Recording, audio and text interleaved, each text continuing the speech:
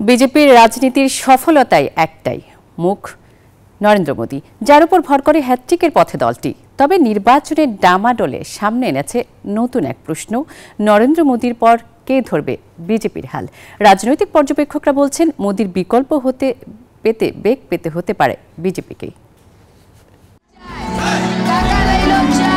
নরেন্দ্র মোদী, পুরো নাম নরেন্দ্র দামোদর দাস মোদী। গুজরাটের মেহসানা জেলার এক নিম্ন মধ্যবিত্ত পরিবারে 1950 সালের 17 সেপ্টেম্বর জন্ম তার। মা হীরাবেন মোদী সংসার চালানোর জন্য অন্য বাড়িতে কাজ করতেন। 40 ফুট ইন্টু 12 ফুট ক্ষীণ আলো বাতাস প্রবেশে সক্ষম এমন এক বাড়িতে বাস ছিল মোদী পরিবারের। স্কুলে মোদী ছিলেন মাঝারি মানের। ওই বয়স থেকেই তিনি ছিলেন একজন ধর্মপ্রাণ হিন্দু। স্বামী বিবেকানন্দের বই তার সব পড়া। রাজনীতির পাশাপাশি মোদী সাহিত্য চর্চা করতে ভালোবাসেন। 8 বছর বয়সে RSS এর সঙ্গে পরিচয় হয় মোদীর। পরবর্তী সময় এই সংগঠনের সঙ্গে দীর্ঘ পথ চলেন তিনি।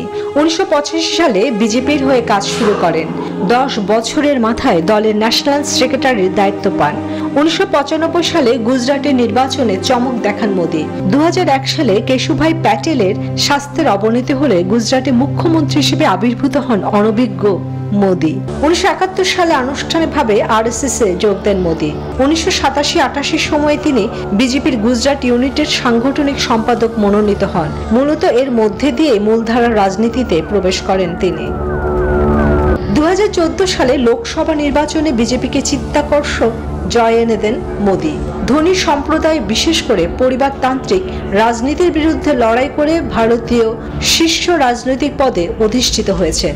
একটি মজার বিষয় হলো তিনি প্রথমবার বিধায়ক হয়েই গুজরাটে মুখ্যমন্ত্রী হন, একইভাবে প্রথমবার সাংসদ হয়েই ভারতের প্রধানমন্ত্রী হন।